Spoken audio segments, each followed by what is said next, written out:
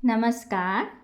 आइए सुनते हैं मुंशी प्रेमचंद जी की लिखी कहानी कौशल। पंडित बालकराम शास्त्री की धर्मपत्नी को बहुत दिनों से एक हार की लालसा थी और वह सैकड़ों ही बार पंडित जी से उसके लिए आग्रह कर चुकी थी, किंतु पंडित जी हीला हवाला करते रहते थे। यह तो साफ साफ न कहते थे कि मेरे पास रुपए नहीं है, इससे उनके पराक्रम में बट्टा लगता था। तर्क नावों की शरण लिए हुए थे, गहनों से कुछ लाभ नहीं। एक तो धातु अच्छी नहीं मिलती, उस पर सोना रुपए के 8-8 आने कर देता है। और सबसे बड़ी बात यह है कि घर में गहने रखना चोरों को न्योता देना है। घड़ी भर श्रृंगार के लिए इतनी विपत्ति सिर पर लेना मूर्खों का काम है। बेचारी माया तर्कशास्त्र न पढ़ी थी, इन युक्तियों के सामने निरुत्तर हो जाती। पड़ोसियों को देख देख कर उसका जी ललचाया करता था, पर दुख किससे कहे। यदि पंडित जी ज़्यादा मेहनत करने के योग्य होते तो यह मुश्किल आसान हो जाती, पर वे आलसी जीव थे। अधिकांश समय भोजन और विश्राम में व्यतीत किया करते थे। पत्नी जी की कटुक्तियाँ सुननी मंजूर थी, लेकिन निद्रा की मात्रा में कमी न कर सकते थे। एक दिन पंडित जी पाठशाला से आए तो देखा कि माया के गले में सोने का हार विराज रहा है। हार की चमक से उसकी मुख ज्योति चमक उठी थी। उन्होंने उसे कभी इतना सुंदर न समझा था। पूछा, यह हार किसका है? माया बोली, पड़ोस में जो बाबूजी रहते हैं उनकी स्त्री का है। आज उनसे मिलने गई थी, यह हार देखा, बहुत पसंद आया, तुम्हें दिखाने के लिए पहनकर चली आई। बस ऐसा ही एक हार मुझे बनवा दो। पंडित, दूसरे की चीज़ नाहक मांग लाई, कहीं चोरी हो जाए तो हार तो बनवाना ही पड़े, ऊपर से बदनामी भी हो। माया, मैं तो ऐसा ही हार लूँगी, 20 तोले का है। पंडित, फिर वही जिद। माया, जब सभी पहनती हैं तो मैं ही क्यों न पहनूं? पंडित, सब कुएं में गिर पड़े तो तुम भी कुएं में गिर पड़ोगी। सोचो तो, इस वक्त हार को बनवाने में 600 रुपये लगेंगे। अगर 1 रुपया प्रति सैकड़ा भी ब्याज रख दिया जाए तो 5 वर्ष में 600 रुपये के लगभग 1000 रुपये हो जाएंगे।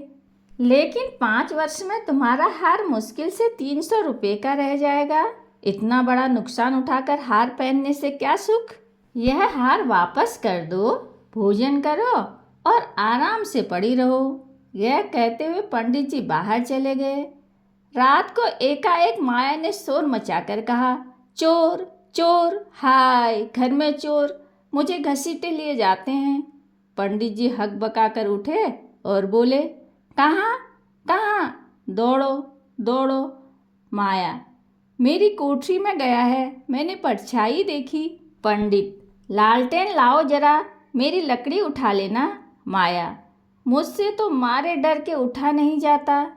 कई आदमी बाहर से बोले, कहाँ है पंडित जी, कोई सेंध पड़ी है क्या? माया, नहीं नहीं, खपरेल पर से उतरे हैं। मेरी नींद खुली तो कोई मेरे ऊपर झुका हुआ था। हाय राम, यह तो हार ही ले गया। पहने पहने सो गई थी, मुए ने गले से निकाल लिया। हाय भगवान। पंडित, तुमने हार उतार क्यों न दिया था?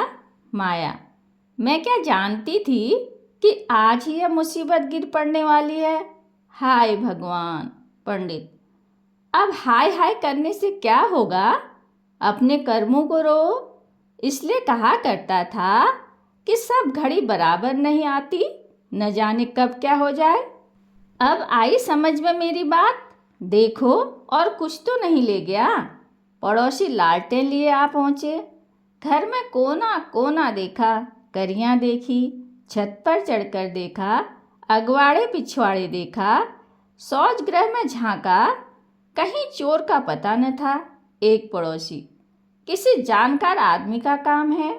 दूसरा पड़ोसी, बिना घर के भेदिए के कभी चोरी होती नहीं, और कुछ तो नहीं ले गया।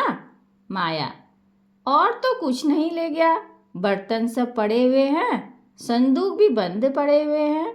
निगोड़े को ले ही जाना था तो मेरी चीज़ें लेकर जाता, पराई चीज़ ठहरी भगवान, उन्हें कौन मुंह दिखाऊंगी? पंडित, अब गहने का मजा मिल गया ना? माया, हाय भगवान, यह अबजस बदा था। पंडित, कितना समझा के हार गया, तुम न मानी न मानी। बात की बात में 600 रुपये निकल गए।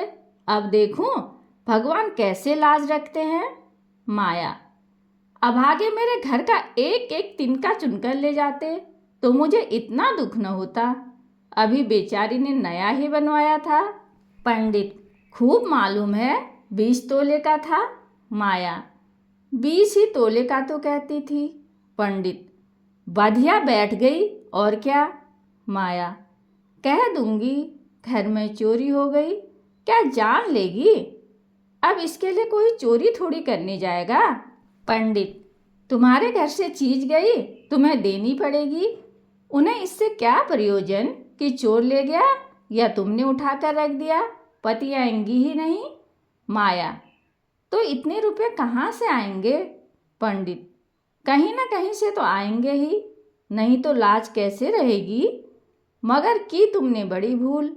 माया, भगवान से मगने की चीज भी न देखी गई।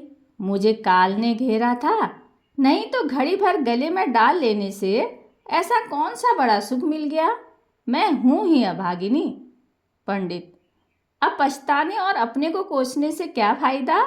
चुप होके बैठो, पड़ोसिन से कह देना घबराओ नहीं, तुम्हारी चीज जब तक लौटा न देंगे तब तक हमें चैन न आएगा। पंडित बालक राम को अब नित्य ही चिंता रहने लगी कि किसी तरह हार बने। यूं अगर टाट उलट देते तो कोई बात न थी, पड़ोसिन को संतोषी करना पड़ता, ब्राह्मण से डांट कौन लेता। किंतु पंडित जी ब्राह्मणत्व के गौरव को इतने सस्ते दामों न बेचना चाहते थे। आलस्य छोड़कर धनोपार्जन में दत्त चित्त हो गए। 6 महीने तक उन्होंने दिन को दिन और रात को रात नहीं जाना। दोपहर को सोना छोड़ दिया, रात को भी बहुत देर तक जागते। पहले केवल पाठशाला में पढ़ाया करते थे, इसके सिवा वे ब्राह्मण के लिए खुले हुए 101 व्यवसायों में वह सभी को निंदनीय समझते थे। पर अब पाठशाला से आकर संध्या समय एक जगह भगवत की कथा कहने जाते, वहाँ से लौटकर 11-12 बजे रात तक जन्म कुंडलियाँ, वर्षफल आदि बनाया करते। प्रातःकाल मंदिर में दुर्गा जी का पाठ करते। माया पंडित जी का अध्यवसाय देखकर कभी कभी पछताती कि कहाँ से कहाँ मैंने यह विपत्ति सिर पर ली। कहीं बीमार पड़ जाए तो लेने के देने पड़े। उनका शरीर क्षीण होते देखकर उसे अब यह चिंता व्यथित करने लगी। यहाँ तक कि 5 महीने गुजर गए। एक दिन संध्या समय वह दिया बत्ती करने जा रही थी कि पंडित जी आए, जेब से पुड़िया निकालकर उसके सामने फेंक दी और बोले, लो आज तुम्हारे ऋण से मुक्त हो गया। माया ने पुड़िया खोली तो उसमें सोने का हार था। उसकी चमक दमक, उसकी सुंदर बनावट देखकर उसके अंतस्थल में गुदगुदी सी होने लगी। मुख पर आनंद की आभा दौड़ गई। उसने कातर नेत्रों से पंडित जी को देखकर पूछा, खुश होकर दे रहे हो या नाराज होकर? पंडित, इससे क्या मतलब? ऋण तो चुकाना ही पड़ेगा, चाहे खुशी से या नाखुशी से। माया, यह ऋण नहीं है। पंडित, और क्या है? बदला सही। माया, बदला भी नहीं है। पंडित, फिर क्या है? माया, तुम्हारी निशानी। पंडित, तो क्या ऋण के लिए कोई दूसरा हार बनवाना पड़ेगा?